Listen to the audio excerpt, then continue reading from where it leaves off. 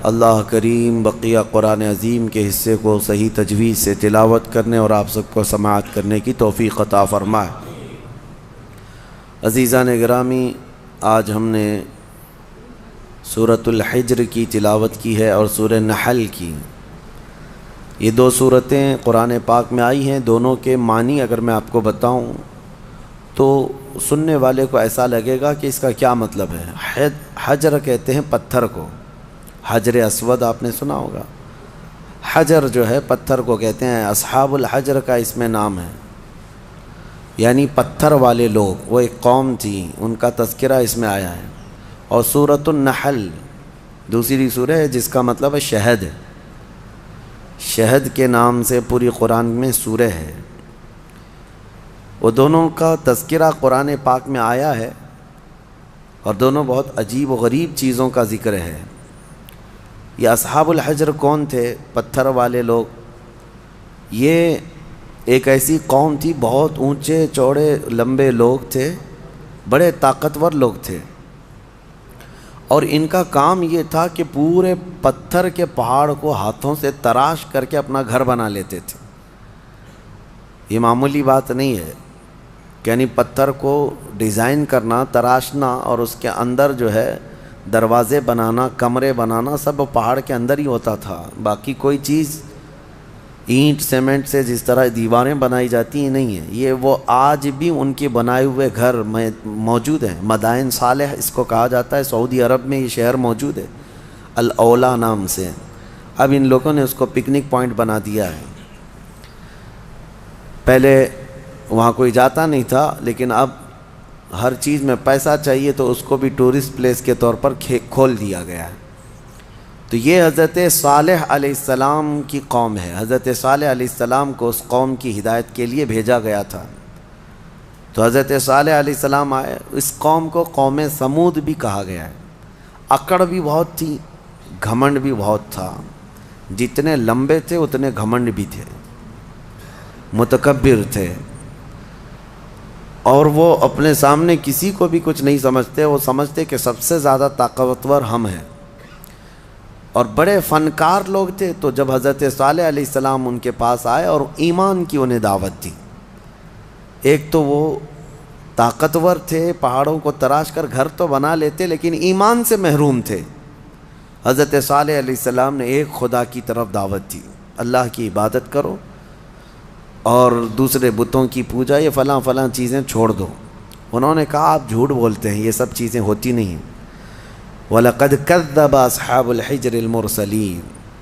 کذب کا مطلب ہوتا ہے جھٹلا دیا۔ حضرت صالح علیہ السلام کو سیدھے سے انہوں نے نکار دیا، کہا کہ آپ نبی نہیں ہیں، آپ کوئی نبی ہیں، کوئی رسول ہیں؟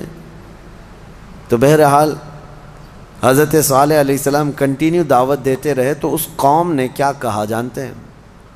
ہم تو اپنے ہاتھوں سے پہاڑ کو تراشتے ہیں تو گھر بن جاتا ہے، آپ اگر سچ میں اللہ کے نبی ہیں تو اس پہاڑ سے کوئی زندہ جانور نکال کر کے دکھا دیجیے۔ آپ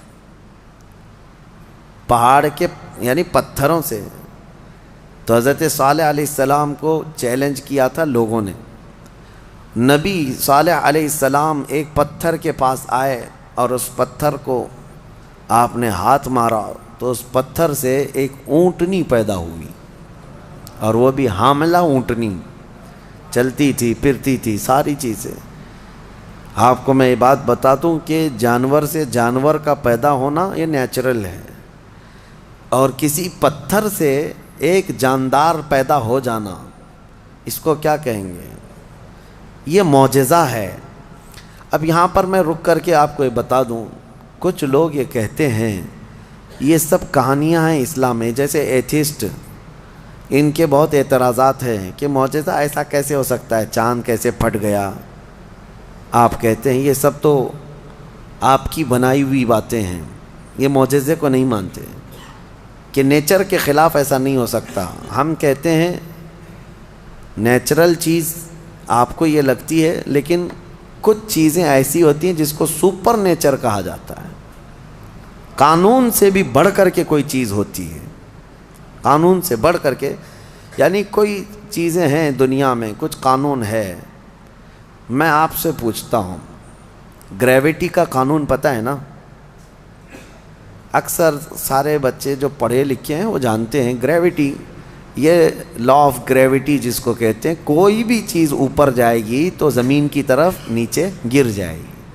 ہاں، ایک چھوٹی سی بھی چیز، ابھی اس کو میں انگوٹھی کو ادھر چھوڑوں تو کیا یہ رکھی کھڑی رہے گی؟ قانون کیا ہے؟ گریویٹی کا جو لا آف گریویٹی، ہر چیز زمین اس کو کھینچتی ہے، کشش ثقل اس کو کہتے ہیں، ہر وزنی چیز کو زمین اپنی طرف کھینچ لیتی، یہ قانون ہے، لا آف گریویٹی ہے۔ لیکن اس کے برخلاف بھی تو ہم دیکھ رہے ہیں ہزاروں کلو کے وزن کی ایروپلین ہوا میں اڑتی ہے، اس کو زمین کیوں نہیں کھینچ لیتی؟ یہ کچھ لا آف گریویٹی سے بڑھ کر کے کوئی انسان ہی نے بنایا نا، اور دنیا اس کو ایکسیپٹ کر رہی ہے۔ ہونا تو یہ چاہیے، پانی میں ایک چھوٹا سا تنکا بھی ڈال دو، کیا ہوگا؟ پانی میں اندر چلا جائے گا۔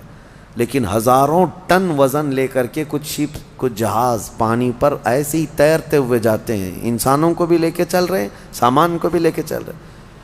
تو قانون جو ہے اس سے ہٹ کر کے بھی تو کچھ چیزیں ہوئی ہیں نا، دنیا میں ہو بھی رہی ہیں۔ تو معجزہ جو ہوتا ہے وہ سپر نیچر ہے، اور یہ بھی اللہ کے نبیوں سے ہے۔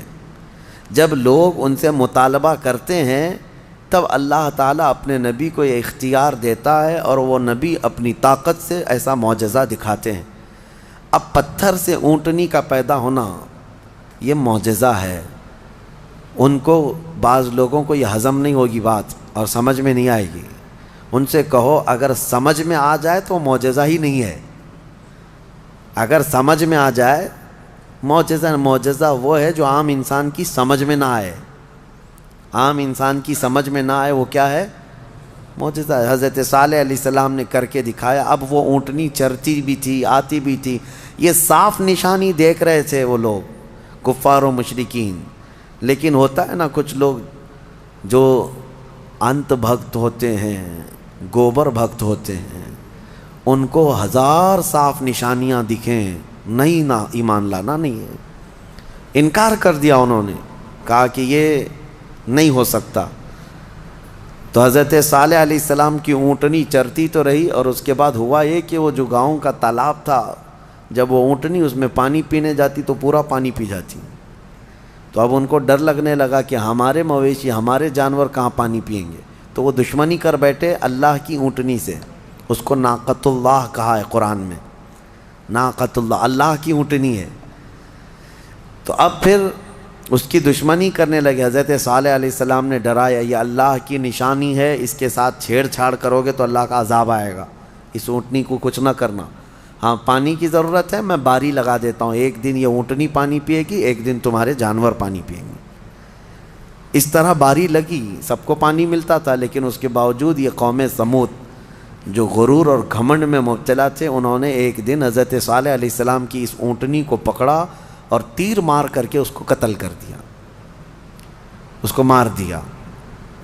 جب اونٹنی جیسی ہی ختم ہو گئی، اللہ کا عذاب آنا تھا۔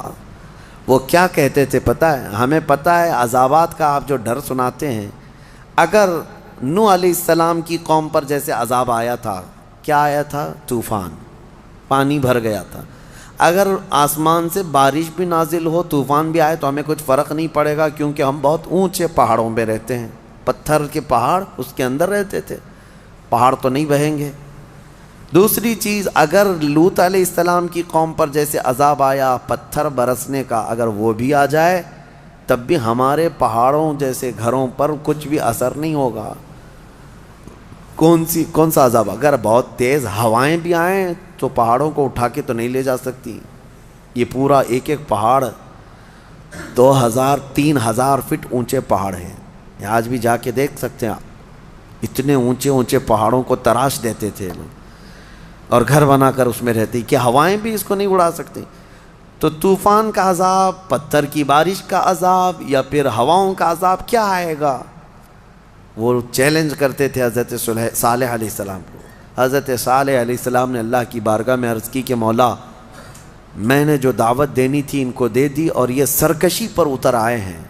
تو اللہ تعالیٰ نے عذاب جو بھیجا وہ کیسا عذاب تھا؟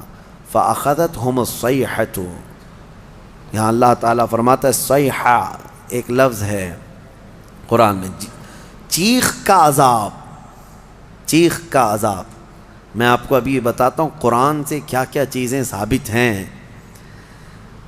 معجزے کو آج سائنس کے اعتبار سے میں منواتا ہوں آپ کو، جیسے ابھی میں نے کہا کچھ قانون ایسے ہیں جو سپر نیچر ہے، قانون سے جو عام ہیں اس سے بڑھ کر کے۔ اب چیخ کا جو عذاب ہے، چیخ کس کی چیخ تھی؟ حضرت جبرائیل علیہ السلام آئے زمین پر، انہوں نے ایک چیخ ماری، آواز نکالی۔ فرشتے کی آواز میں کیا طاقت تھی واللہ عالم۔ وہ آواز جب پھیلتی گئی تو اتنی تیز آواز تھی کہ یہ اپنے گھروں میں، پہاڑوں جیسے پتھروں کے گھروں میں جہاں تھے، اس آواز کی وجہ سے ان کا بھیجا نکل کر کے کانوں سے باہر آ گیا، اور وہ جہاں تھے وہیں پڑے کے رہ گئے۔ آواز کو برداشت نہیں کر سکتا آدمی۔ اب میں آپ کو بتاؤں، دنیا چیخ کے عذاب کو دیکھ چکی ہے، تبھی جا کر کے یہ بم والی جو آج کیفیت ہے، کئی جگہوں پر جو بارود بم وغیرہ جو بنائے گئے، اس میں ہوتا کیا ہے؟ صرف آگ نہیں لگتی ہے بلکہ اس میں آواز ہے، اور جتنی تیز آواز ہوتی ہے اتنی تیز ہلاکت ہوتی ہے۔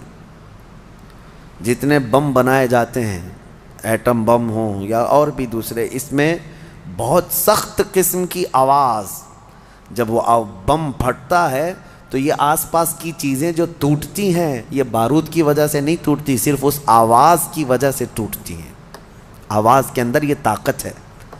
کبھی آپ ڈی جے کو بجتے ہوئے دیکھتے ہوں گے، جب بہت تیز ساؤنڈ ڈی جے والے لگاتے ہیں تو ہمارے گھر کی کھڑکیاں ہلنے لگ جاتی ہیں۔ آپ محسوس کرنا، کبھی آپ کے گھروں کے سامنے سے اگر کوئی ڈی جے جانے لگ جائے تو گھر کے برتن بھی ہلنے لگ جائیں گے۔ ان کو کون ہلا رہا ہے؟ برتنوں کو کون ہلا رہا ہے؟ کھڑکیوں کو کون ہلا رہا ہے؟ آواز میں اتنی طاقت ہے۔ یہ تو ڈی جے بہت شارٹ قسم کی آواز ہے جس کو آج آپ سن سکتے ہیں، لیکن جو بم کی آواز ہے اس کو آپ کے کان نہیں سن سکتے، اور یہ دنیا کی بنائی ہوئی آوازیں ہیں۔ اس سے کئی ہزار گنا زیادہ ایک فرشتے کی آواز میں طاقت ہے۔ جب وہ آواز آئی ہوگی تو پھر انسانوں کا کیا حشر ہوا ہوگا۔ تو صرف چیخ کی وجہ سے وہ پوری قوم ہلاک ہو گئی، سب اپنے گھروں میں پڑے رہ گئے، وہ عذاب الہی کے شکار ہو گئے۔ یہ ان کا ذکر اس سورے میں آیا ہے، ان کو اصحاب الحجر کہا گیا ہے۔ یہ پتھر والی قوم ہے۔ اے گھمنڈ میں مبتلا لوگو، آج تمہیں اگر ایسا لگتا ہو کہ میرے پاس بہت کچھ ہے اور میں بچ جاؤں گا، تو اصحاب الحجر نہیں بچ سکے۔ وہ اپنے پہاڑ جیسے گھروں کے اندر مردہ پڑے رہ گئے۔ صبح جا کر کے دیکھا گیا تو سب کی لاشیں بدبو میں سڑ رہی تھیں، صرف اس چیخ کے عذاب میں سب مبتلا ہو گئے، پوری قوم ہلاک ہوئی۔ اب آپ اندازہ کریں، قیامت بھی جو قائم ہونی ہے نا، وہ بھی آواز پہ ہی قائم ہونی ہے۔ آواز، یہ آج دنیا کو اچھی طرح سے پتہ ہے کہ ساؤنڈ کے اندر کتنا پاور ہے، اور آواز کے ذریعے سے ہی پوری دنیا کو ختم کیا جائے گا۔ کیسے؟ حضرت اسرافیل علیہ السلام سور پھونکیں گے۔ سور ایک باجے جیسی شکل کی ایک چیز ہے۔ یہ اسرافیل علیہ السلام ایک فرشتے ہیں اللہ کے، وہ ہاتھ میں لے کر کھڑے ہیں انتظار میں کہ جب مولا کا حکم ہوگا اس کو بجائیں گے۔ جیسے ہی اس کو پھونکنے لگیں گے، دنیا میں آواز پھیلے گی۔ پہلے ہلکی ہلکی ہلکی ہوتے ہوئے وہ آواز اتنی بڑھ جائے گی کہ لوگ پہلے اس آواز کو سنتے ہوئے بے ہوش ہو جائیں گے، پھر اسی آواز پر پوری دنیا کی موت ہو جائے گی، ایک بھی باقی نہیں رہے گا، ایک بھی باقی نہیں رہے گا۔